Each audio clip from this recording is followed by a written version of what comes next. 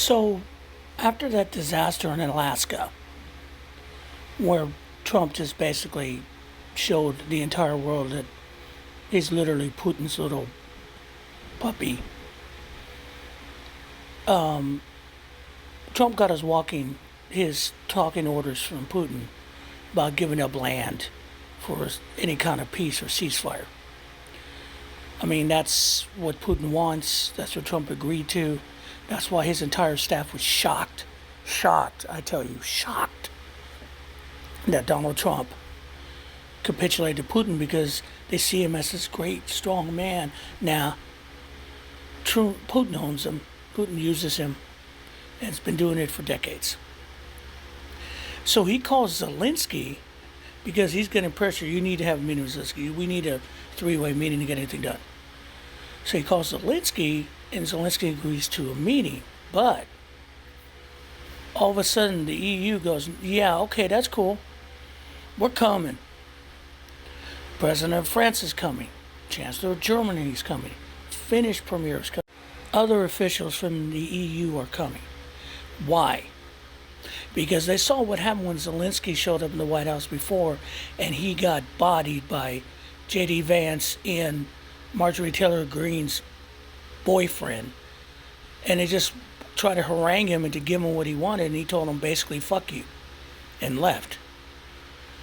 And so the EU basically said, look, we're going to be there with you, and force him to tell us what Putin told us, and tell him, all of us are going to tell him to go fuck himself. Because that's what's going to happen tomorrow. Donald Trump is going to walk in there and all of Putin's demands.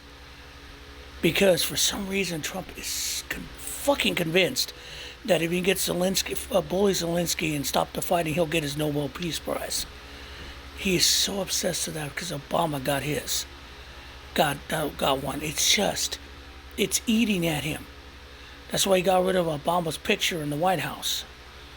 I mean, it's sad. It's sad that we are dealing with a child. And the EU knows this. They've met the man. They've dealt with the man. They don't like the man. And they're not going to let Zelensky, a man they admire, who's really a man. True, Zelensky's a man. Zelensky doesn't bow to anyone. Zelensky's fighting for his people. Donald Trump's fighting for himself, billionaires, and Vladimir Putin, and he doesn't give a fuck about people in this country or Europe or Ukraine.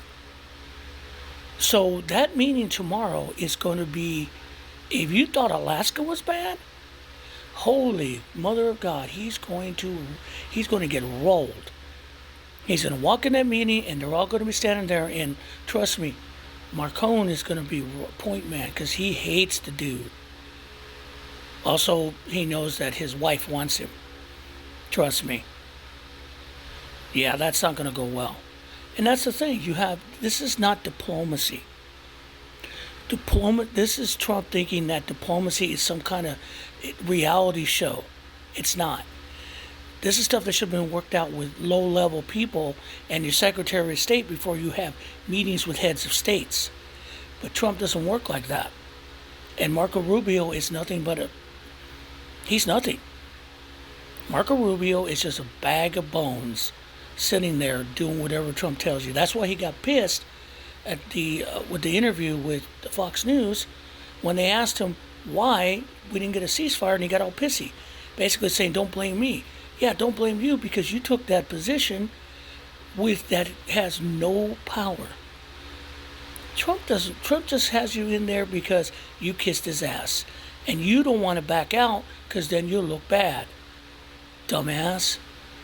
You should have been a point man, not that real estate agent.